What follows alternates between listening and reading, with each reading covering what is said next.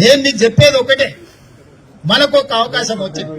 10 ఏళ్లలో మన నియోజకవర్గాన్ని దేశానికి ఆదర్శంగా తీర్చిదిద్దుకుందాం. 10 ఏళ్ల తర్వాత మళ్ళీ ఏ ఒక్క పని లేకుండా అన్ని పనులు పూర్తి చేసే బాధ్యత నాది.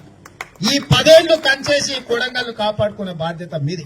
ఎందుకంటే నాకు వయసు ఉంది, ఓపిక ఉంది. 10 ఏళ్లు మన చేతుల అధికారం ఉంటుంది. ఈ 10 ఏళ్లు ముఖ్యమంత్రి కూర్చి కొడంగల్లోనే ఉంటుంది.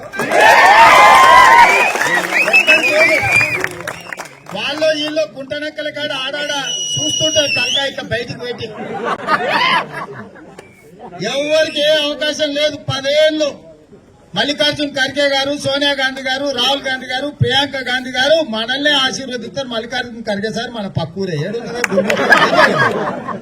గెట్టు దాటితే ఖర్గే సార్కి మనం ఎవరో తెలియదా? సార్ పోవాలి రావాలంటే ఏం నుంచి వాళ్ళు మనూరు వీధి నుంచే కదా పోయారు.